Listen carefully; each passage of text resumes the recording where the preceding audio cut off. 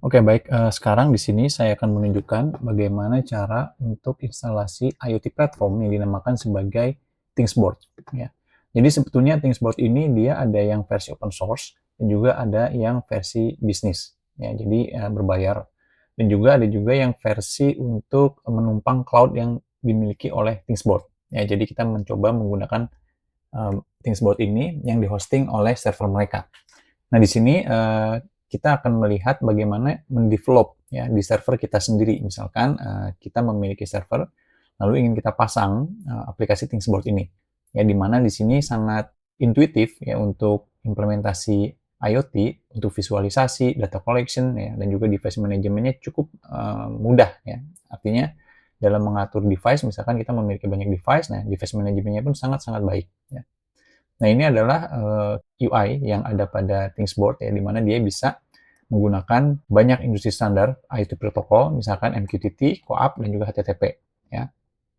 Nah, di sini kita bisa hosting di cloud-nya milik ThingsBoard ataupun on-premise, ya, di mana kita bisa menggunakan server kita sendiri, atau bahkan jika kita ingin mencoba untuk membuat ya, di komputer kita sendiri, nah kita bisa menggunakan on-premise ini. Ya. Nah, ini adalah contoh untuk device management, lalu ini contoh visualisasi datanya, lalu ini misalkan kita pun bisa membuat seperti industrial SCADA, ya. Ini misalkan ada tank, lalu kita lihat pengukurannya, ya, lalu di sini ada status valve, pressure, dan lain-lain. Ya. Nah, ini ada rules, kita pun bisa menggunakan rules, ya, algoritma, misalkan ketika kita melihat ya data tertentu, misalkan temperatur tinggi, maka kipas akan kita nyalakan, sederhana itu misalkan. Ya.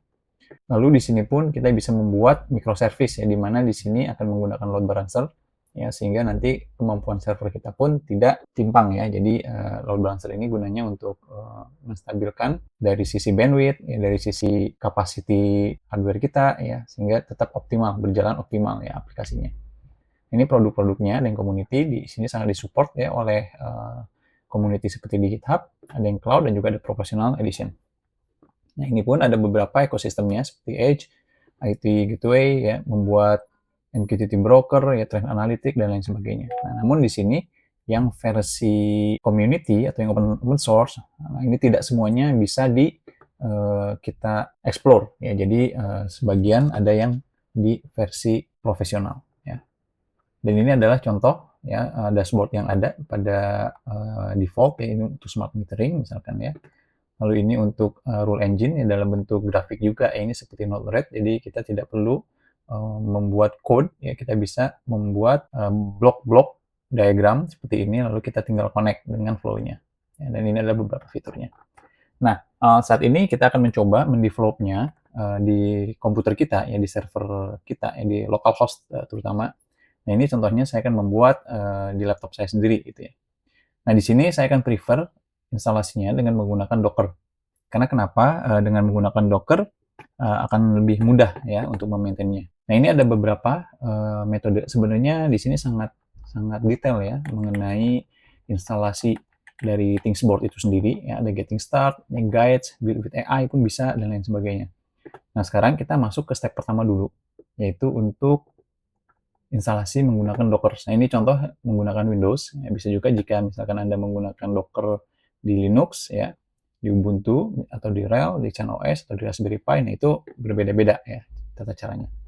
Nah, di sini karena saya menggunakan Windows, ya, laptop saya ini, sehingga kita akan melihat step by step-nya. Oke? Nah, hal pertama yang perlu kita lakukan adalah kita perlu membuat Docker Compose file. Ya, misalkan kita akan masuk di directory, ya ini contoh directory yang akan saya bikin. Di sini modul 4 misalkan ya. Nah, di sini kita akan membuat file namanya Docker Compose. Ya, kita sama seperti ini, kita lihat ya. Di sini namanya ini, Docker Compose Nanopad. Nanti dia akan masuk ke text editor. Seperti ini. Kita coba, atau langsung aja seperti ini ya. Kita buat dari text editor aja. Nah, ini Docker Compose. Lalu kita hapus txt-nya. Oke. Nah, lalu kita ubah isinya. Ya, di sini kita open with TextPad saja ya. Nah, ini adalah masih file kosongan ya. Sekarang kita akan isi kontennya. Ya. Nah, ini kita tinggal copy paste ya. Kita bisa menggunakan in memory default, atau jika misalkan beban kita sangat besar, ya, misalkan device kita bisa sampai 100.000, nah disarankan menggunakan Apache Kafka. Ya. Nah, namun karena kita untuk yang scale up-nya tidak terlalu besar, ya, jadi untuk mula, nah kita bisa menggunakan yang memori saja, yang default. Nah, ini kita tinggal copy paste ke dalam YAML file yang baru kita buat. Nah, di sini ada beberapa konten ya, yang perlu kita pahami. Nah, di sini contoh. Nah, di sini database-nya nanti namanya apa, Thingsboard, password-nya apa, Postgres. Ya, ini by default seperti ini ketika kita membuat Docker kontainernya. Nah, di sini ada restart always, artinya jika misalkan kita restart komputer kita, lalu pada kondisi startup, nah dia akan selalu dijalankan. Ya, nah di sini saya akan tulis no ya, jadi saya ingin manual saja karena cukup mengkonsum memori. Ya, karena di sini Thingsboard ini tidak saya gunakan setiap hari. Jadi untuk kita restart setiap saat kita restart komputer, nah itu tidak akan otomatis nyala. Oke. Lalu ada lagi sama untuk Thingsboard-nya juga. Yang di atas ini untuk Postgres ya, buat untuk database-nya. Kita samakan saja default. Nah, ini Anda bisa mengubahnya terserah ya, tergantung preferensi Anda. Lalu ini adalah port-portnya yang akan kita koneksikan untuk implementasi Thingsboard platform ini. Nah, yang lainnya kita biarkan default saja. Ya, jadi ini passwordnya Postgres, lalu ini adalah URL dari Postgres terhadap Thingsboard-nya. Nah, ini kita cek semuanya. Nah, setelah itu kita save saja. Save. Enter. Nah, lalu kita close ya. Nah, ini sebetulnya bisa ya, penjelasannya bisa Anda lihat ya, mengenai port mapping-nya, ya, lalu mengenai environment variables-nya, ya, lalu ada volume dan lain sebagainya. Nah, sekarang kita akan install dengan menggunakan demo data. Demo data artinya di situ sudah ada datanya. Ya, jadi kita bisa melihat visualisasinya dari default dashboard yang ada pada Thingsboard.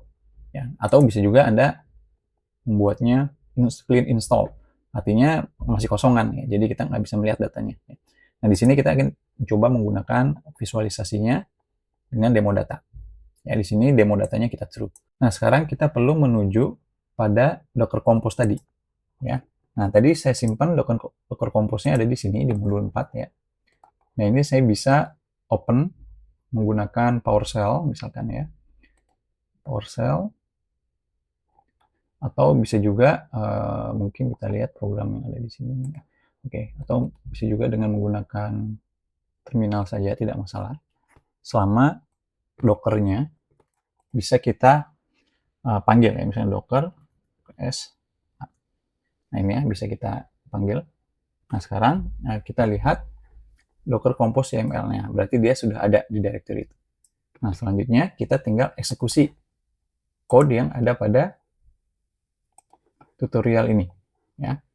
Nah, di sini kita dengan demo data, kita klik di sini copy. Lalu kita masukkan ke PowerShell ini, paste. Ya, lalu kita tekan enter. Nah, jika misalkan Anda belum memiliki image Thingsboard yang bagian CE ini adalah Community Edition, maka akan ada proses downloading dari repositorinya Docker. Ya, sekarang kita cek dulu. Nah, di sini, nah ini ya, dia pulling dulu, ya pulling dari repositorinya, dan ini cukup memakan waktu ya. Nah, ini ada beberapa prosesnya. Nah, di sini kita tunggu dulu hingga proses ini selesai. Baik, sekarang proses instalasi telah selesai pada Docker ya. Di sini prosesnya nanti jika misalkan seluruhnya berhasil akan ada tulisan starting installation Thingsboard. Ya, ini proses instalasinya, lalu ini adalah konfigurasinya ya. Jadi secara otomatis dia akan mengkonfigur Thingsboard platform ini ya. Nanti ini lihat seperti loading widgets, SCADA symbols dan lain sebagainya. Nah, kita pun perlu mengecek sekarang pada Docker kita ya. Apakah sudah ada? Nah, di sini kita lihat ini ada namanya, ya ini modul 4 Postgres ya. Lalu sekarang kita lihat image-nya, Docker image. Di sini sudah di-download ya dari proses pooling tadi dari Docker repository. Nah, di sini bisa kita lihat bahwa Postgres ada, lalu ini pun Thingsboard ada. Oke. Nah, sekarang langkah selanjutnya adalah kita akan membuat kontainer untuk si Docker ThingsBoard tersebut. Ya. Mungkin untuk memudahkan, saya pun akan membuka Docker Desktop ya di sini sehingga kita bisa melihat kontainer yang baru kita bikin ya untuk proses instalasi ThingsBoard ini. Nah, ini kita lihat ya belum ada di sini sehingga kita perlu menjalankan Docker Compose terlebih dahulu. Kita tinggal eksekusi pertama di sini. Enter. Nah, ini kontainernya akan dibuat. Ini nama kontainernya, statusnya healthy. Nah, sekarang kita cek lagi. Docker ps a. Sini kita coba lihat. Ya, di sini sudah ada. Ya, ThingsBoard, TB, node sekian-sekian. Ini Postgres-nya sekian-sekian. Nah, ini statusnya adalah up. Ya, jadi ini artinya sudah jalan. Ya, kita bisa tinggal akses ke web dashboard-nya. Ya, dan di sini bisa kita lihat portnya di 1883 ya. Nah, lalu sekarang kita cek selanjutnya. Nah, bisa juga kita melihat ininya, logs-nya. Jadi ketika misalkan ada error, kita bisa tahu di mana errornya itu ya. Misalkan kita bikin di terminal yang baru di sini ya. Terminal. Nah, kita udah di sini.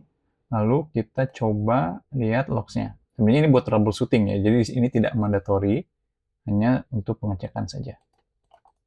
Nah, ini ya statusnya. Ya. Kalau misalkan error, nanti dia akan warna merah di sini. Nah, ini statusnya tidak ada masalah. Lalu selanjutnya, yang perlu kita lakukan adalah kita masuk ke bagian yang bawah. Ya, di mana di sini kita bisa masuk ke localhost. Ya, sekarang kita jalan di sini. Localhost. Copy. Sini. Jalan. Portnya port 8080 untuk web dashboard-nya.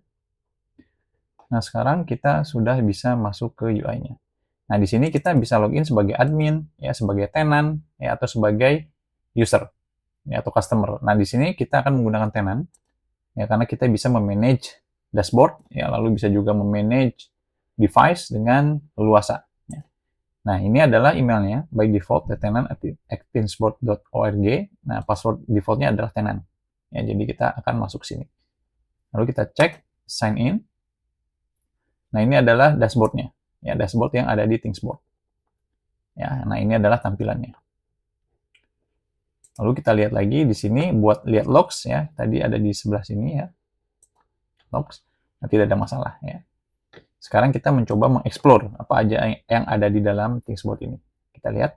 Ini dashboard-nya home, customer. Kalau misalkan kita sebagai tenant, kita bisa memanage customer juga. Ya, misalkan kita pengen ada customer A, customer B, customer C. Nah, si customer ini bisa kita kasih password, kita kasih user ID, dan lain sebagainya. Ya, jadi, jika misalkan Anda ingin menjual jualan gitu ya, jualan IoT platform, nah kita bisa dengan metode ini. Ya. Lalu apalagi entities device, ya, ini device yang inaktif, ini dari device demo ya, tadi kan kita lihat demo.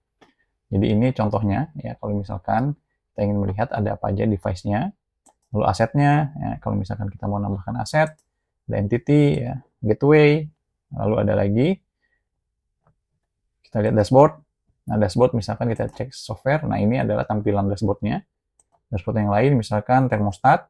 Nah, ini contohnya ya thermostat yang ada di lokasi tertentu. Nah, kita pun bisa menggunakan koordinat. Ya. Nah, jadi inilah tampilan dari ThingsBoard, ya, bagaimana kita membuat IoT platform yang cukup intuitif dan juga memiliki user interface yang sangat-sangat baik. Nah, selanjutnya kita akan mencoba mengirimkan data dari ESP32 kita. Ya, dari ESP32, kita kirimkan datanya kepada ThingsBoard ini. Baik, sekarang kita akan mencoba setup ESP32 ya. Jadi, jika Anda ingin melihat di dokumentasi yang dimiliki oleh ThingsBoard, Anda bisa menavigasikan ke ini ya, device library, lalu pilih ESP32 DevKit v1 ya, di mana ini adalah device yang saya gunakan untuk contoh mengirimkan data ke ThingsBoard platform dari ESP32 ini. Oke. Nah, lalu di sini sekarang kita akan mencoba melihat step by step ya. Di sini yang dibutuhkan adalah tentu ESP32-nya. Lalu Anda perlu memiliki Arduino IDE. Ya, bisa juga Anda menggunakan ThinkSpot Cloud, ya. Nah, di sini kita akan menggunakan localhost ya. Nanti kita lihat perbedaannya di mana. Nah, hal yang pertama yang perlu kita lakukan adalah kita masuk ke ThinkSpot, ya, lalu kita masuk ke Entities, lalu ke bagian Device, kita akan memilih device baru. Ya, tadi kan di sini ya. Nah, di sini sebelah kiri Device. Nah, kita tambahkan device baru. Oke, kita tambahkan di sini. Bisa import atau new device. Nah, kita contohnya adalah untuk new saja ya. Klik di sini. Nah, di sini Anda bisa menamakannya, misalkan ESP32 dev kit. Labelnya misalkan ya, sama aja ya, ESP32. Lalu device profile-nya kita buat saja default ya. Lalu kredensial, next. Nah, ini token. Token ini perlu kita save ya, nanti akan dibutuhkan di code kita. Ya, jadi kita tulis saja dulu misalkan di sini. Ya, kita copy tokennya, lalu kita paste. Nah, ini ya, nanti akan kita copy di code kita. Oke. Lalu kita klik add. Nah, di sini kalau misalkan kita ingin ngetes ya, localhost, nanti dia akan mengirimkan data JSON tertentu. Ya. Nah, ini statusnya masih nonaktif. Nah, di sini nanti kalau misalkan sudah terkoneksi, akan ada masuk data di sini. Ya, bisa dari HTTP, dari MQTT, ya, atau dari CoAP. Kita bisa memilih. Oke. Nah, ini kita close. Nah, sekarang ada ESP32 di sini. Oke. Lalu, hal selanjutnya adalah kita perlu melihat step selanjutnya. Nah, ini sudah kita add. Ya. Nah, di sini kita perlu add libraries. Ya, jadi ketika kita membuka Arduino IDE, ini nggak usah di-download dulu ya. Nah, ini adalah saya contoh yang ada di DevKit. Ya, kita lihat dia masuk ke portnya COM3 ya, yang sudah terkoneksi ke laptop saya ini. Nah, di sini ada coding sebelumnya. Nah, kita bisa membuat coding baru ya. Jadi kita new sketch gitu ya. Ini kita close saja, digunakan. Nah, ini sudah. Nah, ini masih kosongan. Nah, lalu kita perlu ngecek tools preference. File preference. Nah, pastikan board ESP32 sudah ada. Ya, di sini caranya ya Anda masukkan link tersebut ya. Nah, di sini karena out of topic ya, jadi saya nggak akan menunjukkan step by step bagaimana menambahkan ESP32 pada Arduino IDE. Ya, Anda bisa melihat tutorial ya ataupun melihat di websitenya blog website tutorial mengenai ESP32. Nah, banyak sekali orang yang sudah share mengenai ini. Ya. Nah, di sini dianggap Anda sudah bisa menambahkan ESP32 sehingga kita bisa tinggal klik select board lalu pilih ESP32 tergantung versi yang Anda miliki. Oke. Selanjutnya adalah kita perlu melihat library dari si ThinkSboard. Ya, nah ini tadi ya ekspresif karena sini saya sudah ada ya. Lalu selanjutnya adalah kita cari ThinkSboard. Ya, kita pilih ThinkSboard. Nah, kita akan mencoba menggunakan versi yang sama dengan tutorial ini. Ya, jadi dipastikan versinya 0.14.0. Jika berbeda, mungkin codingnya bisa juga tidak akan bekerja dengan baik. Ya, sehingga kita perlu menyamakan versi. Oke, kita copy di sini. Lalu tinggal pilih library. Ya, kita pilih ThinkSboard. Nah, ini yang terbaru ternyata ada versi 15 ya. Di sini yang sudah saya install versi 12. Nah, kita perlu menggunakan yang versi 14 ya sesuai dengan tutorial. Ya, kita install di sini. Lalu kita install all ya dengan dependensinya. Nah, ini butuh proses ya, kita tunggu dulu. Proses installing ThinkSboard versi 14. Oke, baik, nih statusnya sudah installed ya di sini. Nah, selanjutnya adalah kita lihat step setelahnya. Nah, ini tadi ya, token sudah kita copy, ya kan? Nah, lalu di sini kita akan copy paste juga, ya. Di sini codingnya kita copy yang dari ThinkSboard. Nah, ini adalah penjelasannya ya, apa aja yang perlu kita ubah gitu ya. Di sini yang paling penting SSID Wi-Fi, ya. Lalu hostname-nya. Nah, di sini kita di host di server mana, gitu ya. Lalu ini adalah tokennya yang tadi kita copy. Ini adalah Wi-Fi-nya. Ya, Wi-Fi yang Anda koneksikan di rumah Anda. Dan ini adalah password-nya. Baik, sekarang saya akan copy di sini. Nah, di sini akan saya ubah si token tadi ya. Token ada di sini, akses token. Oke, akses token. Akses token. Oke, sekarang WiFi SSID-nya. Nah, sekarang ini kita save dulu ya, supaya tidak hilang. Modul 4. Modul 4. Thingsboard 2026 ya, supaya kita tidak salah versinya. Kita pilih di sini, save.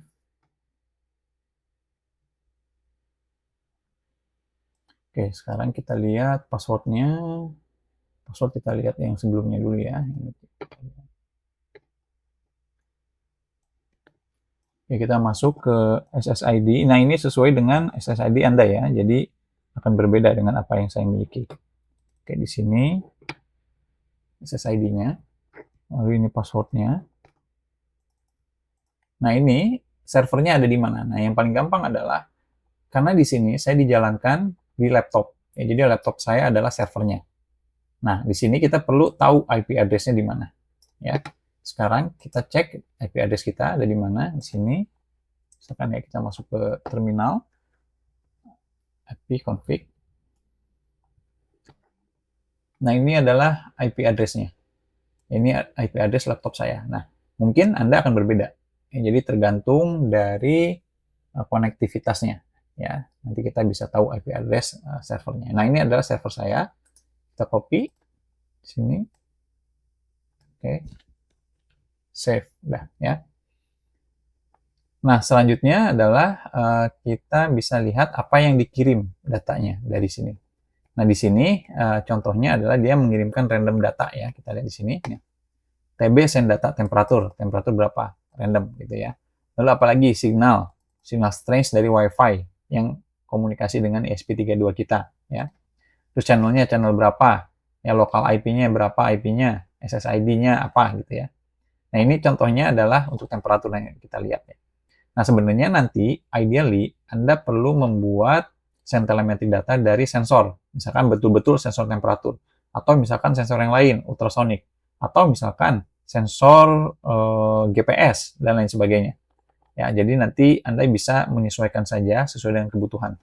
Nah, ini hanya sebagai contoh. Jadi saya mengirimkan data berupa random. Ya, random integer antara 10 sampai 20. Nah, selanjutnya kita upload datanya, ya, data code ini, ya, kita compile lalu upload ke dalam ESP32. Ya, tinggal klik upload. Kita tunggu hingga proses selesai. Nah, ini proses uploading, ya, proses writing pada ESP32 kita. Lalu kita reset, ya, kita lihat hasilnya.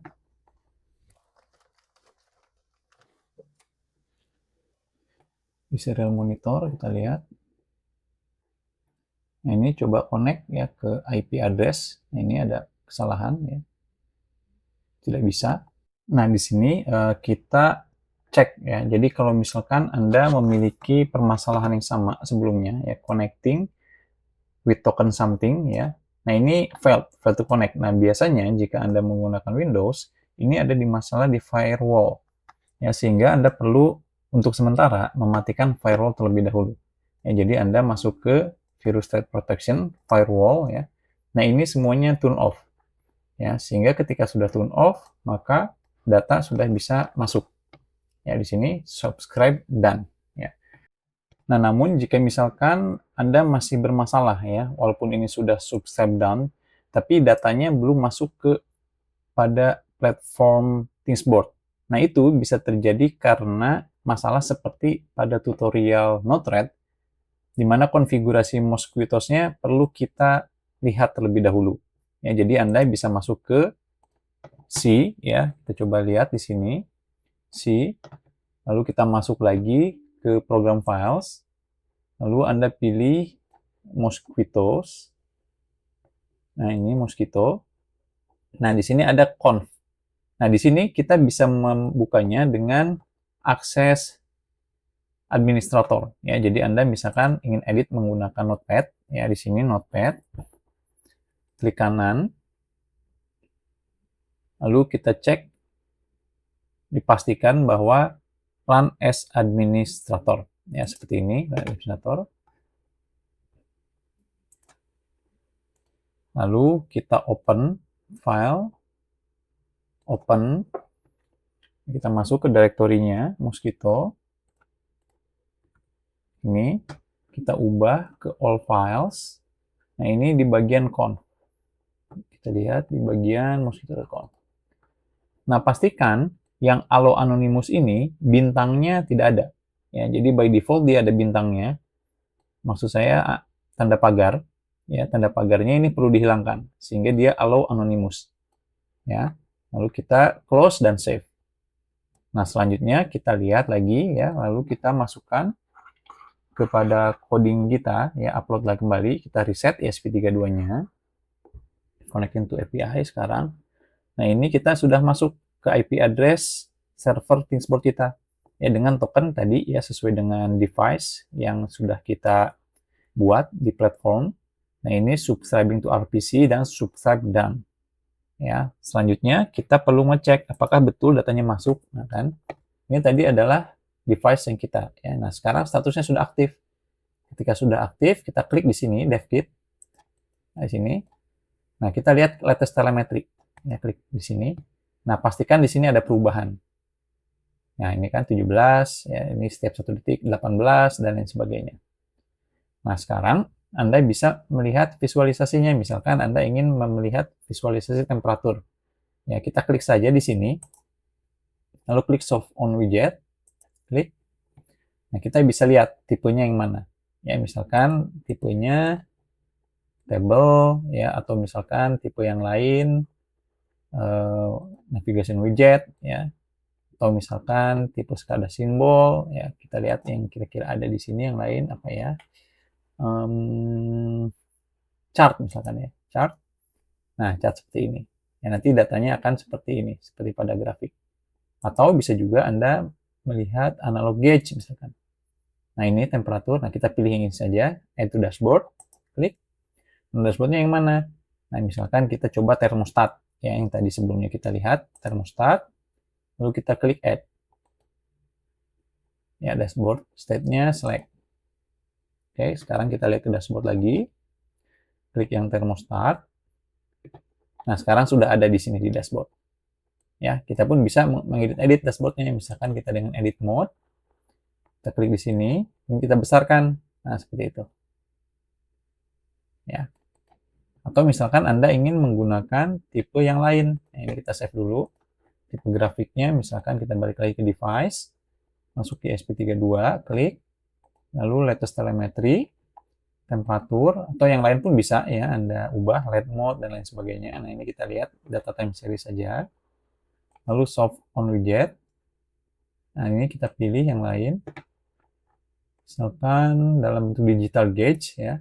Nah, ini seperti ini bentuknya, atau mau pilih yang lain seperti ini. Nah, jadi Anda bisa memilih semua tipe yang ada pada ThingSboard. Misalkan seperti ini ya. Atau seperti ini. Ya, silahkan sesuai dengan preferensi Anda masing-masing. Kita coba yang ini misalkan ya. Kita klik Add to Dashboard. Lagi kita pilih dashboardnya, misalkan termostat. Anda pun bisa membuat dashboard baru. Ya, jika misalnya klik New, nanti nama dashboardnya apa, nanti akan ada pilihan yang baru. Ya, kita tes aja di sini ya. Tes ESP32. Gitu kan. Kita klik Add. Oke. Nah, sekarang kita close. Kita lihat dashboard. Nah, di sini ada yang baru. Ya, tes ESP32. Di sini, nah ini ada bagiannya. Nah, jadi seperti itulah ya ketika Anda ingin membuat dashboard pada ThingSboard. Ya, yang pasti kita bisa memodifikasi sesuai dengan selera kita, ya, jenis grafiknya seperti apa. Ya, jadi sangat banyak pilihannya. Ya, seperti itulah caranya kita develop ThingSboard pada local server. Ya, silakan mencoba.